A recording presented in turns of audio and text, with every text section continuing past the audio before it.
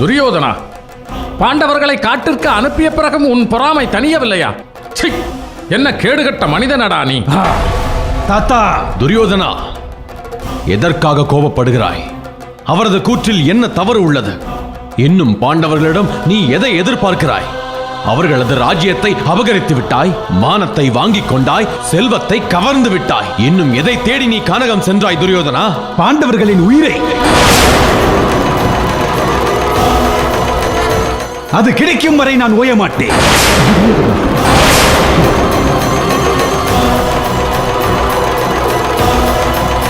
துரியோதனா, இது உனக்கே நியாயமாக தோன்றுகிறதா? அப்படி பாண்டவர்கள் உனக்கு என்னதான் தீங்கு செய்தார்கள்? ஏன் உனக்கு அவர்கள் மீது எத்தனை வன்மம்? தந்தையே, பாண்டவர்கள் என் மீது கொண்ட வன்மம் சூட்சகமானது. அதை அவர்களை புரிந்து கொண்டவர்களால் மட்டுமே உணர முடியும். என்ன சொல்கிறாய் துரியோதனா? ஆம் தாயே, பாண்டவர்கள் தங்களை நல்லவர்களாக காட்டியே என்னை தீயவனாக்கியவர்கள். இப்போது கூட என்னை சதித்திட்டம் தீட்டி சிறைப்பிடித்து விட்டு பின்பு என்னை காப்பாற்றியது போல் நாடகமாடி இருக்கிறார்கள். இந்த குலநரி திட்டம்தான் என் வன்மத்தை பெருக்கிக் கொண்டே போகிறது.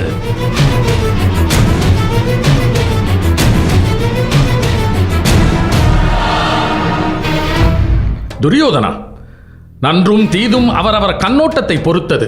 நீ பாண்டவர்களை தவறான கண்ணோட்டத்தோடு காண்கிறாய். அதனால்தான் அவர்கள் மீது உனக்கு வன்மம் முளைக்கிறது. ஆனால் பாண்டவர்கள் உன்னை சகோதரனாக நினைக்கிறார்கள். அதனால்தான் அவர்கள் உன்னை மன்னித்து உன் உயிரை காத்திருக்கிறார்கள். அவர்கள் யார் என்னை மன்னிக்க? அவர்கள் யார் என் உயிரை காக்க? பாண்டவர்களின் மரணம் என் கையில். அதுவரை என் வன்மம் தீராது தாயே. துரியோதனா,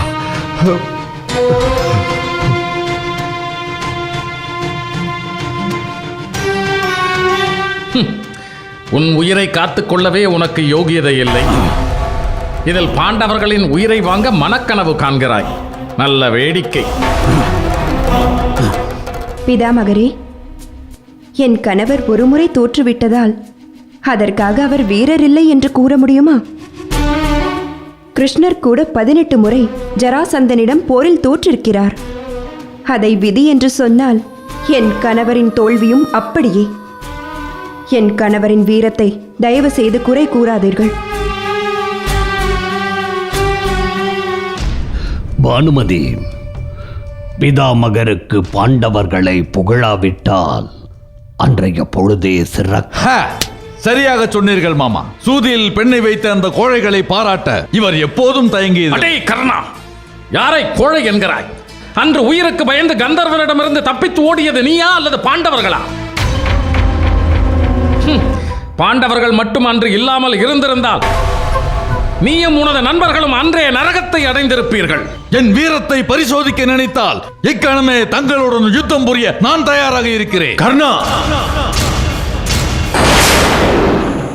எதிரிக்கு போர்க்களத்தில் மரணத்தை பரிசாக தருபவனே சிறந்த வீரன்.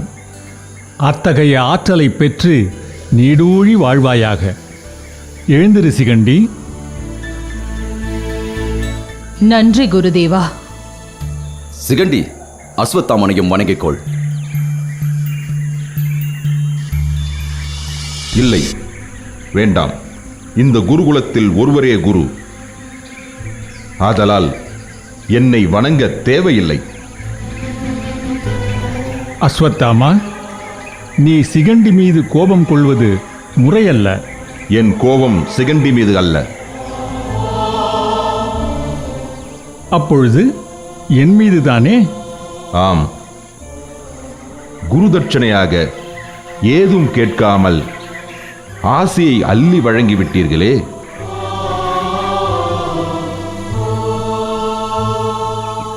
என்ன கேட்கலாம்? நீயே சொல். பிறப்பால் பெண்ணான இவன் யுத்த களத்திற்குள் பிரவேசிக்க கூடாது. இந்த வரத்தை தட்சணையாக கேளுங்கள்.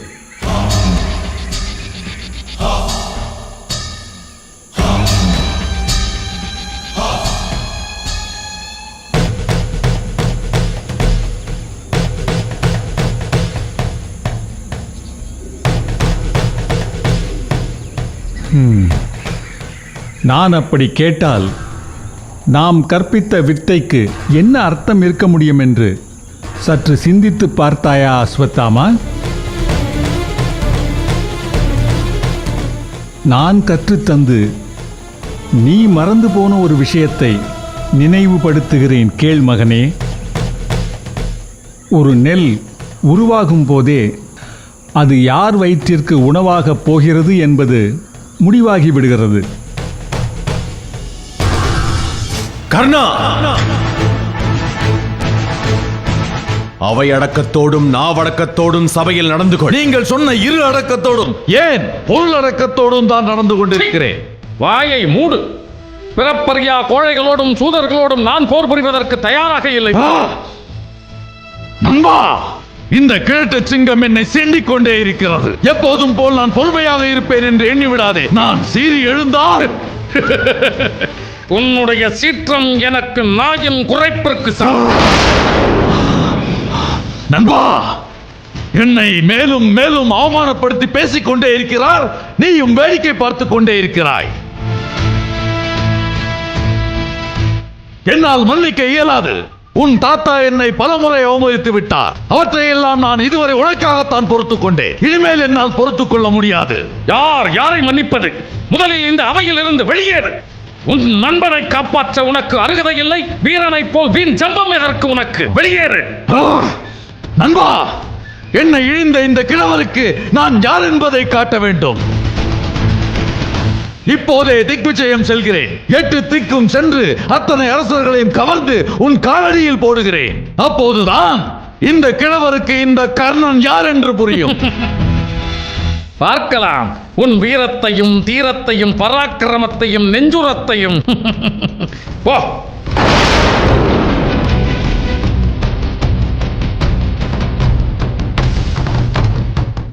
இப்போதே நான் திக்விஜயம் செல்கிறேன். அன்பா, என்னை மன்னித்து விடு.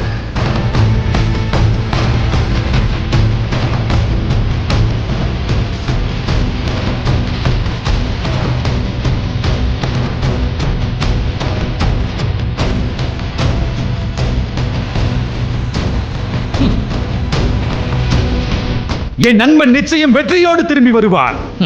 வரட்டும், அப்பொழுது ஆரத்தி எடுக்கலாம். இப்பொழுது நீ சென்று ஓய்வெடுத்துக்கொள்.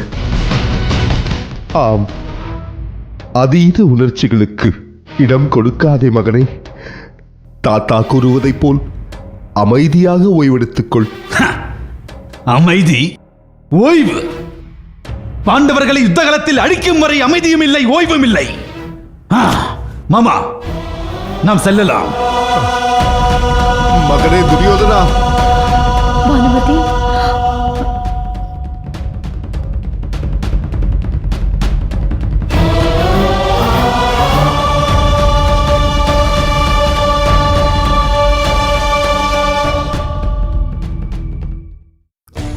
அதுபோன்றே ஒரு மனிதன் பிறக்கும் போதே அவனது கடைசி மூச்சுக்காற்று எங்கே எப்போது எப்படி நிற்க வேண்டும் என்பது முடிவு செய்யப்பட்டு விடுகிறது. என்னை கொல்ல திருஷ்டத்யும்னனை துருபதன் மகனாக பெற்றெடுத்து எத்தனை காலமாகிவிட்டது?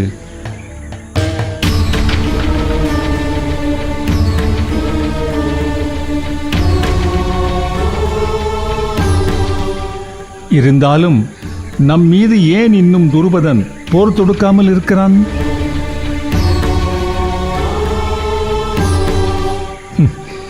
இந்த கேள்விக்கான விடையை நீ கண்டுபிடித்து விட்டால் எனது செயலில் உள்ள நியாயமும் நான் கூறிய கருத்தின் பொருளும் உனக்கு தானாக புரியும்.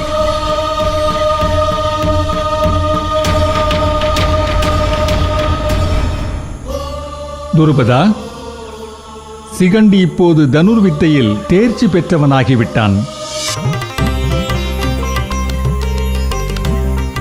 யுத்தகளத்தில் எதிரிகளை இவன் புறமுதுகிட்டு ஓடச் செய்வது நிச்சயம்.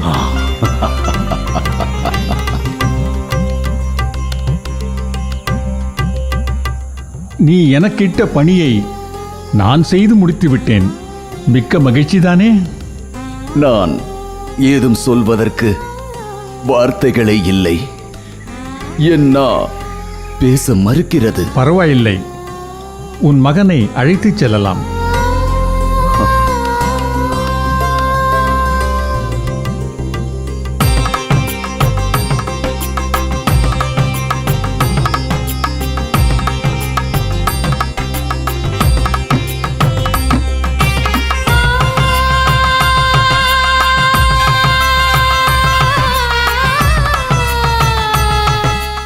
வா மகனே.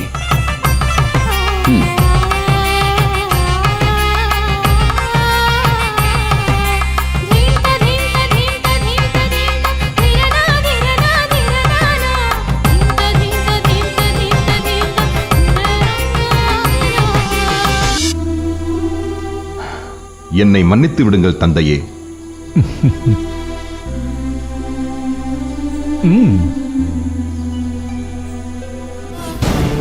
துரியோதனனின் உயிரை காப்பாற்றிக் கூட அவனுடைய ஆணவம் இன்னும் தீரவில்லை. செய்த செயலுக்கு கூலியாக பரிசளிப்பானாம், அதை நாம் பெற்றுக்கொள்ள வேண்டுமாம். அவனுக்கு தெரிந்ததை அவன் பேசியிருக்கிறான். துரியோதனன் அப்படி பேசாமல் இருந்தால்தான் வியப்பு. நாய்வாலை நிமிர்த்த முயன்றால் நாம் தான் தோற்று போவோம். நாவடக்கம் இல்லாதவன் சொல்லிலும் செயலிலும் எப்படி நியாயம் இருக்கும்? இந்த சூழ்நிலையிலும் இவர்களை காக்க ஒரு வாய்ப்பு கொடுத்த இறைவனுக்கு நன்றி சொல்வோம். காரணம், நாம் செய்தது மனித தர்மம். மன்னிக்க தகுதியற்றவன் அந்த துரியோதனன், உயிர் வாழ அருகதையற்றவன் அந்த அயோக்கியன். அவனை காத்தது பெரும் தவறு. இல்லை, துரியோதனன் இந்த மண்ணில் வாழும் உரிமை படைத்தவன். அவன் வாழத்தான் வேண்டும். திரௌபதி, நீ என்ன சொல்கிறாய்? துரியோதனனையும் துச்சாதனனையும் நீங்கள் காக்கவில்லை என்றால் என்ன நடந்திருக்கும்? என்ன நடந்திருக்கும்? அந்த கந்தர்வனின் கையால் அந்த கயவர்கள் மாண்டிருப்பார்கள். கௌரவர்கள் உங்கள் பிரியத்திற்குரிய சகோதரர்கள். அவர்கள் கந்தர்வன் கையால் மரணிக்கலாமா? திரௌபதி, இன்று உனக்கு என்னவாயிற்று? அண்ணன் தர்மன் பேசி பேசியே உன் மனதையும் மாற்றிவிட்டாரா?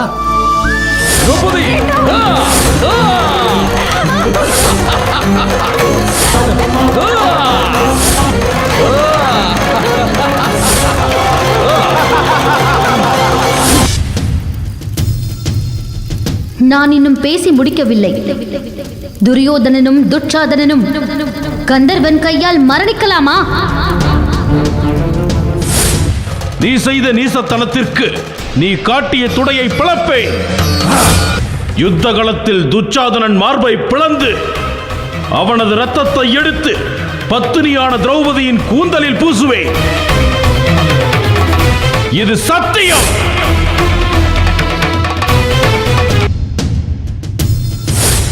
வேசி என்று அழைத்த கயவன் கர்ணனின் மார்பை என் கூரிய பானங்களால் துளைத்து பெருங்குருதி யுத்த களத்தில் ஓட சூதபுத்திரன் கர்ணனை கொல்வேன். அவர்கள் உங்கள் கரங்களால் அல்லவா மடிய வேண்டும்? அன்று நான் அத்தினாபுர அவையில் அவமானப்பட்ட போது அத்தனை பேரும் வேடிக்கை பார்த்து கொண்டிருந்தார்கள், நீங்கள் உட்பட. நாங்கள் அப்போது செய்த சபதத்தை மறந்து விட்டாயா திரௌபதி? நான் எப்படி மறப்பேன்?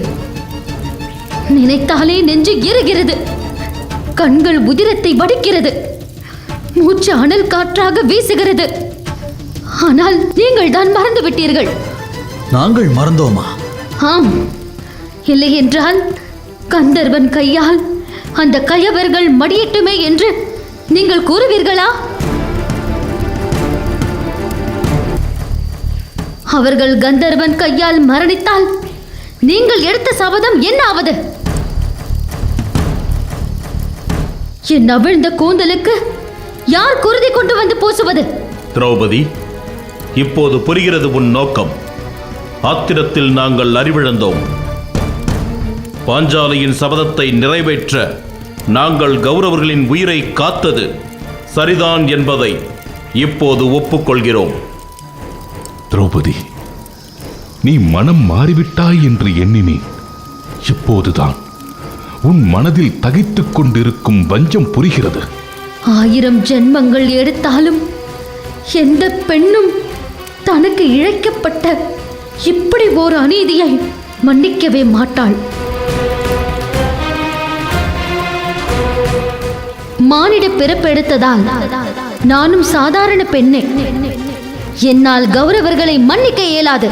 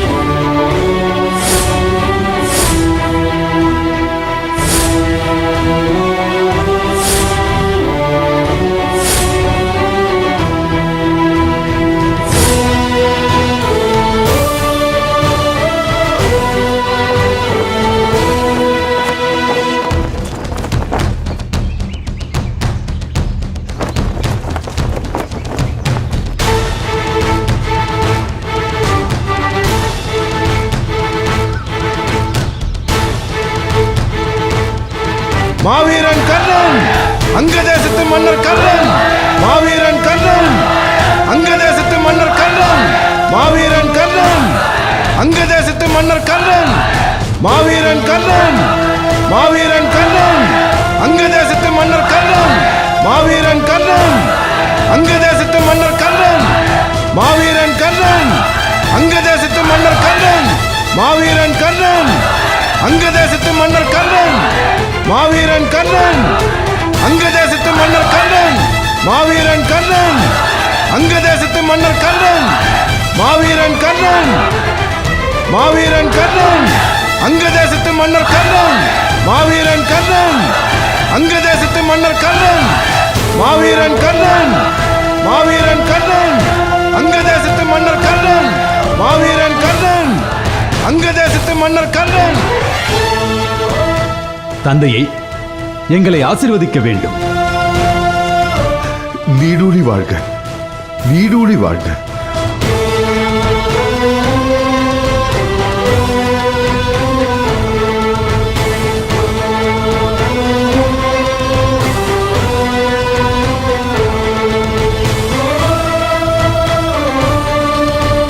கர்ணா, நீ மாவீரன் என்பதை நிரூபித்து விட்டாய். 8 திக்கிலும் திக்விஜயம் செய்து அத்தினாபுரத்தின் பெருமையை உலகறிய செய்து விட்டாய். உன்னை புகழ வார்த்தைகளே இல்லை கர்ணா. என்ன மாமா, இதை நான் வேறு சொல்ல வேண்டுமா மருமகனே? கர்ணா, நீ மாவீரன் என்பதில் இப்போது யாருக்கும் எந்த சந்தேகமும் இருக்காது என்று நினைக்கிறேன்.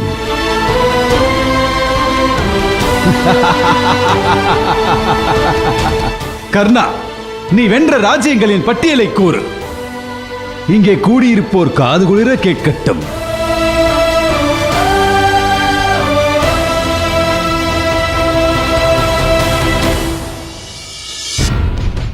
முதலில் நான் முற்றுகையிட்டது பாஞ்சாலியின் தந்தையான துருபதனின் பாஞ்சால தேசத்தை தான். சபாஷ், சபாஷ்.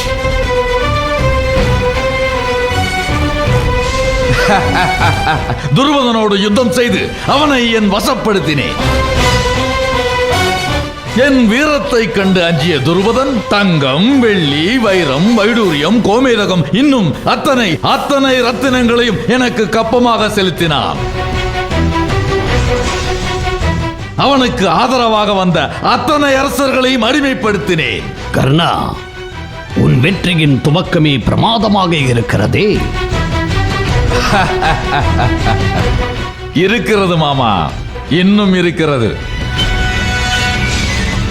வடதிசையை நோக்கி சென்று அங்குள்ள அரசர்களையும் வசப்படுத்தினேன். மேலும் இமயமலையில் ஏறி அங்குள்ள ராஜ்யங்களை அத்தினாபுரத்துடன் இணைத்தேன். அதைத் தொடர்ந்து லங்கம், வங்கம், கலிங்கம், சுண்டிகம், மிதிலை, மகதம், தர்கண்டம், ஆவசீரம், யோத்தியம், அகிச்சுத்திரம் ஆகிய அத்தனை தேசங்களையும் நான் வென்றெடுத்தேன். கீழ் திசை நோக்கி இறங்கி வச்ச தேசத்தை நான் கையகப்படுத்தினேன். மிருத்திகாவதி, மோகனம், திரிபுரி, கோசலம் ஆகிய தேசங்களையும் நான் கைப்பற்றினேன். தென் திசை சென்று அங்கே பறந்து விரிந்த அத்தனை தேசங்களையும் நான் கைப்பற்றினேன். இப்படி நான் கைப்பற்றிய தேசங்களை எல்லாம் ஒவ்வொன்றாக அடுக்கிக் கொண்டே போக வேண்டுமானால் இன்று ஒரு நாள் போதாது. துரியோதனா, ஆக மொத்தத்தில் இன்று இந்த பாரத வருஷமே உனக்கடிமை. என் நண்பா, இன்று பாரத வருஷமே உனக்கடிமை. கர்ணா, உன்னை நினைத்து நான் பெருமைப்படுகிறேன். உன்னை நண்பனாக அடைய எப்பிறவியில் என்ன தவம் செய்தேனோ? நான் உனக்கு அங்க தேசத்தை மட்டுமே பரிசாக அளித்தேன். ஆனால் நீயோ பாரத வருஷத்தையே என் காலடியில் சமர்ப்பித்து விட்டாய். கர்ணா, நீ மாவீரன் என்பதை நிரூபித்து விட்டாய். உன்னால் இன்று அத்தினாபுரம் பெருமை பெற்றது. நன்றி அரசே. அதை உரைக்க வேண்டிய இடத்தில் உரையுங்கள். கர்ணா, அதை நீ என்னிடம் நேரடியாகவே சொல்லியிருக்கலாமே. உன்னுடைய வீரத்தை நான் பாராட்டுகின்றேன். அதற்கும் ஒருபடி மேலே போய் நான் உனக்கு தலை வணங்குகின்றேன். ஆனால் உனக்கு இத்தனை செருக்கும் அகம்பாவமும் தேவையில்லாதது. அது உன் வீரத்தை மாசுபடுத்திவிடும். நடந்த உண்மையை கூறுகிறேன். இதை அகந்தை செருக்கென்று சொன்னால் அதற்கு நான் என்ன செய்வது? தாத்தா, இப்போது பாரத வருஷம் என் கையில். ஆகவே அகில உலகத்திற்கும் நானே சக்கரவர்த்தி. தர்மனை போல் ராஜசூய யாகத்தை நானும் நடத்த வேண்டும். உன்னால் ராஜசூய யாகத்தை நடத்த முடியாது துரியோதனா. ஏதடா விதுரர் இன்னும் வாய் திறக்கவில்லையே என்று கவலையுற்றிருந்தேன். சரியான நேரத்தில் தன் திருவாயை திறந்துவிட்டார் மகாமந்திரி விதுரர். சித்தப்பா, நான் ஏன் ராஜசூய யாகத்தை நடத்தக்கூடாது? என் வெற்றியை சகிக்காதவர் தாங்கள். என் உடனிருந்தே என்னை வீழ்த்தும் நூதன ஆயுதம் நீங்கள்.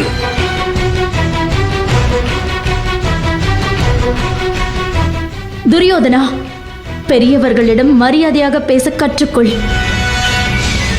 இத்தனை நடந்த பிறகும் உன் ஆணவ பேச்சு எல்லை மீறிக்கொண்டே இருக்கிறது. உன் சித்தப்பா எது உரைத்தாலும் அதில் ஒரு நன்மை ஒளிந்திருக்கும். யாருடைய நன்மையாமா? பாண்டவர்களுடைய நன்மையா? சரியாக சொன்னாய் மருமகனே. எப்போதும் பாண்டவர்களின் நன்மையே விதுரருக்கு முக்கியம். துரியோதனன் ராஜசூய யாகம் நடத்தினால் அது பாண்டவர்களை விஞ்சியதாக அர்த்தமாகாதா?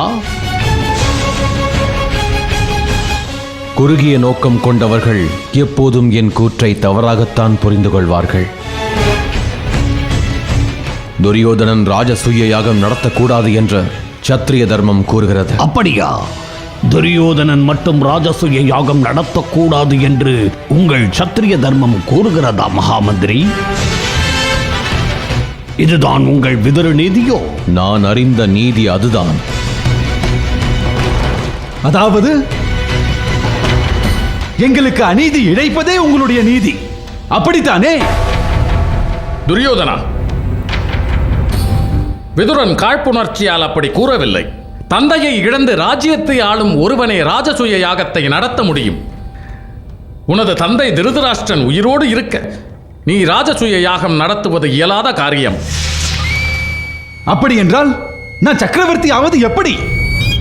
கர்ணன் இத்தனை தேசங்களை வெற்றி கொண்டதை இந்த உலகிற்கு நான் எவ்வாறு பறைசாற்றுவது? அதற்கும் ஒரு மார்க்கம் இருக்கிறது. மார்க்கமா? என்ன மார்க்கம்? அதை உடனே கூறுங்கள். ராஜசூய யாகத்திற்கு இணையாக விஷ்ணு யாகத்தை நீ நடத்தலாம். விஷ்ணு யாகமா? விஷ்ணு யாகத்திற்கான ஏற்பாடுகளை நான் இப்போதே தொடங்குகிறேன்.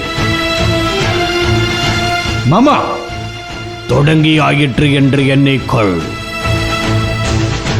பாரத வருஷத்தின் அத்தனை அரசர்களும் என் முன் மண்டியிட வேண்டும். அதை தர்மன் காண வேண்டும். ஆகவே அவன் விஷ்ணு யாகம் வந்தாக வேண்டும். துரியோதனா, இது தேவையற்ற காரியம். தர்மன் ராஜ்யத்தை துறந்து வனவாசத்திற்கு சென்று விட்டான். அவனை இந்த யாகத்திற்கு அழைப்பது தேவையற்றது. இந்த விஷயத்தில் நான் யார் பேச்சையும் கேட்க தயாராக இல்லை. தர்மன் விஷ்ணு யாகம் வர வேண்டும். விஷ்ணு யாகத்தை கண்டு அவன் பொறாமை தீயினால் வெந்து சாக வேண்டும்.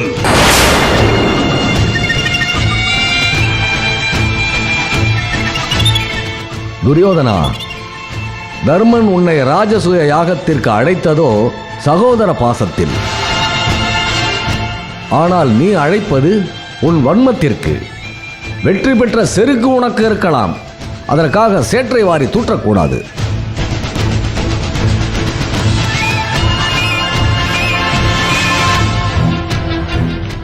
அப்படி தூற்றுவது உனக்கு முறையல்ல.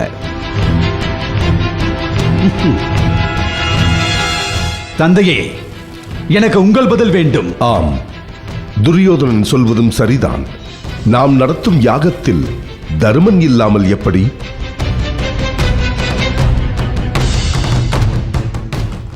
விதுரா, நீ உடனே தருமனை அழைத்து வர ஏற்பாடு செய். அப்படியே ஆகட்டும் அரசே.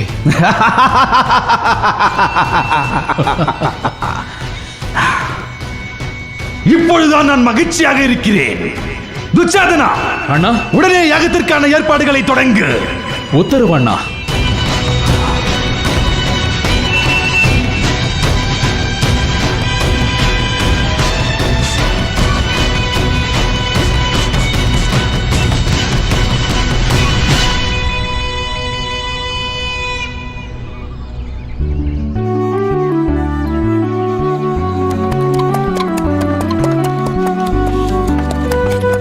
நிறுத்து.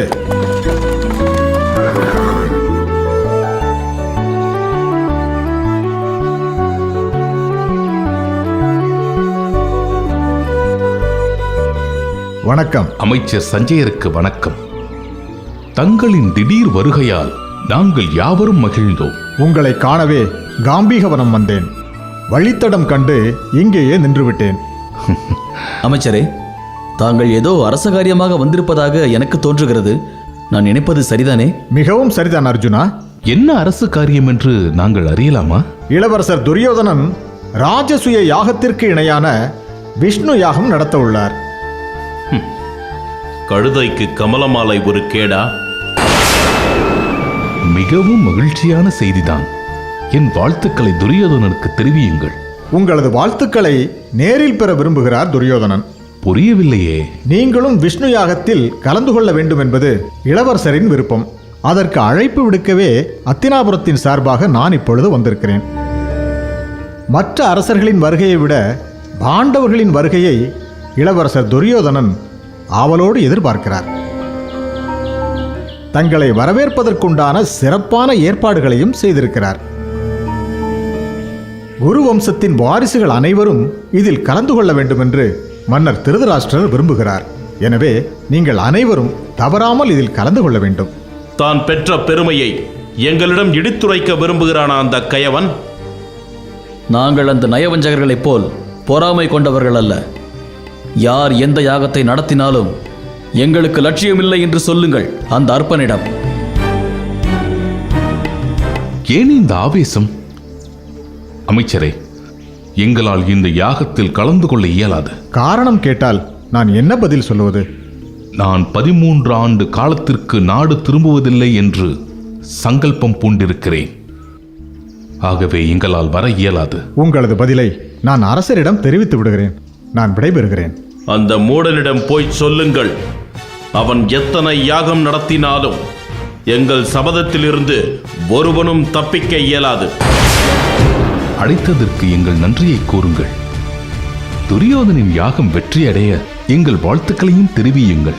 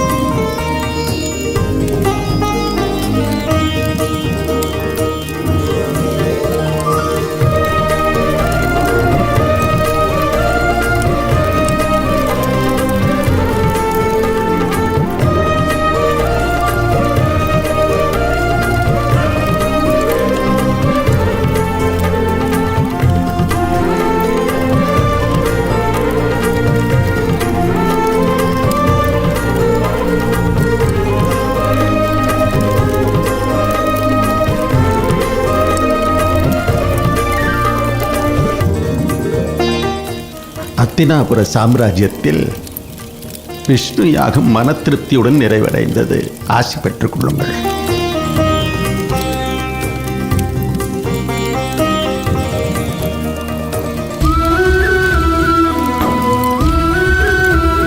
எங்களை ஆசிர்வதியுங்கள் தாத்தா. நீதியோடும் நீங்கா புகழோடும் அறத்தோடும் அழிவில்லா செல்வத்தோடும் மாண்போடும் மறையாத கூர்மதியோடும் வாழ்க வாழ்க. பெற்றோரிடம் சென்று ஆசீர்வாதம் பெற்றுக்கொள்.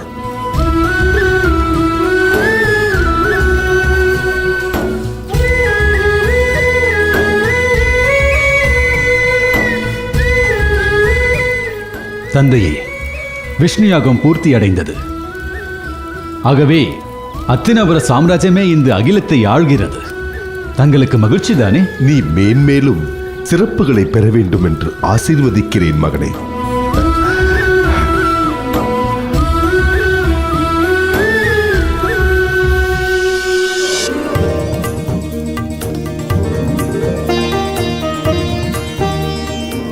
எங்களை ஆசீர்வதிக்க வேண்டும் குருவே.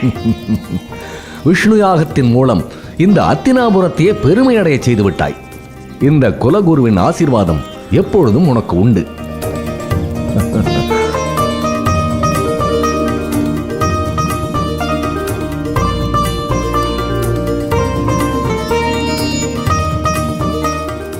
மாண்போடும் மறை நெறியோடும் பண்போடும் பாசத்தோடும் ஒற்றோரையும் மற்றோரையும் சக்கரவர்த்தி என்ற முறையில் நீ காப்பாற்றுவாய் என்ற நம்பிக்கையில் நான் உன்னை வாழ்த்துகிறேன்.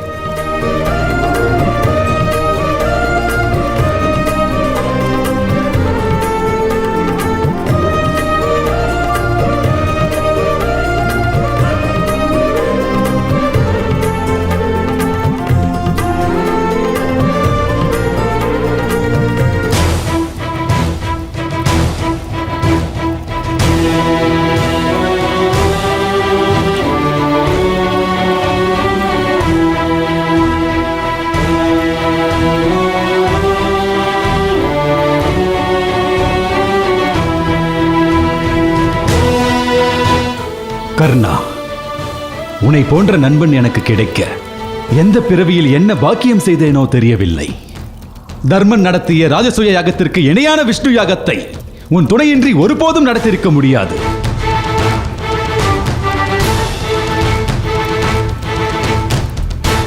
அங்க அரசர் கர்ணனின் வீரத்திற்கும் பராக்கிரமத்திற்கும் அஞ்சித்தானே பாரத தேச அரசர்கள் அனைவரும் இந்த விஷ்ணு யாகத்திற்கு வர சம்மதித்தார்கள்.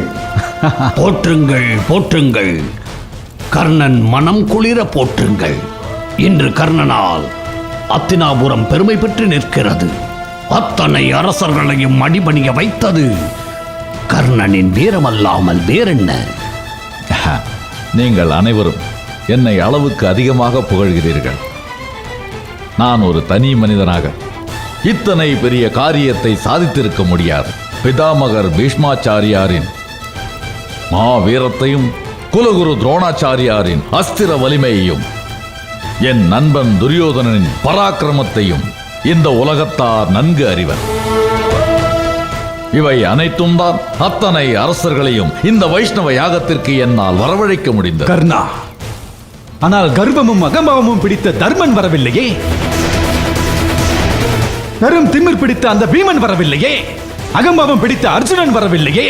நண்பா துரியோதனா, உன் மனக்குதிப்பை நான் அறிவேன்.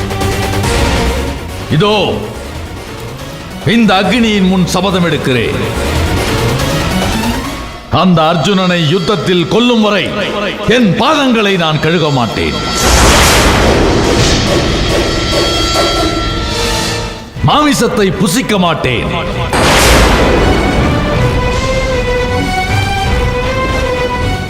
மதுவை அருந்த மாட்டேன்.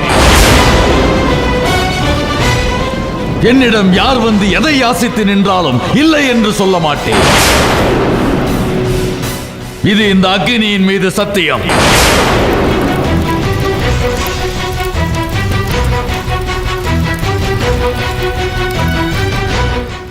கர்ணா, யுத்த களத்தில் இப்போதே பாண்டவர்களை வென்று விட்டதாக உணர்கிறேன். வெற்றி நமதே, வெற்றி நமதே.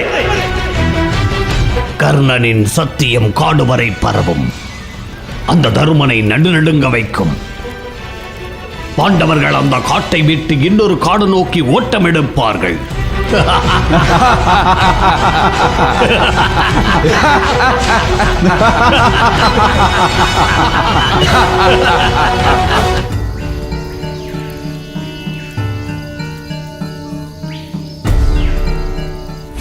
இந்த அக்னியின் முன் சபதம் எடுக்கிறேன்.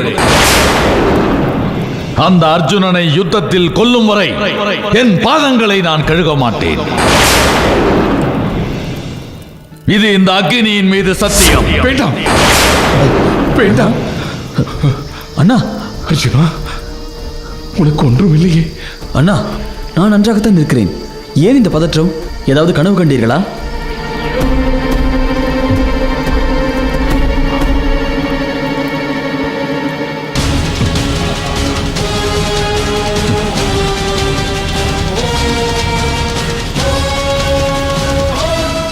ஆம், பயங்கரமான கனவு.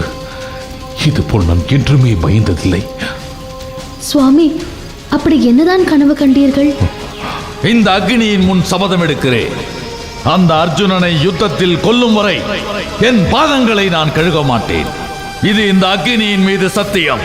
அண்ணா, ஏன் இப்படி அமைதியாக இருக்கிறீர்கள்? அப்படி என்னதான் கனவு கண்டீர்கள்? கர்ணன் அர்ஜுனனை யுத்த களத்தில் கொல்வதாக அக்னி மீது சபதம் செய்வது போல் கனவு கண்டேன். அண்ணா, அந்த சூதபுத்திரனை கண்டு அஞ்சுகிறீர்கள்? எனது ஒரு பானத்திற்கு அவனால் பதில் சொல்ல முடியுமா? கர்ணனை அத்தனை சுலபமாக எண்ணிவிடாதே அர்ஜுனா. பிறக்கும் போதே கவச குண்டலத்தோடு பிறந்தவன் அவன். இந்த உலகத்தில் உனக்கு இணையாக ஒரு வில்லாளி இருக்கிறான் என்றால் அது கர்ணன் ஒருவனே.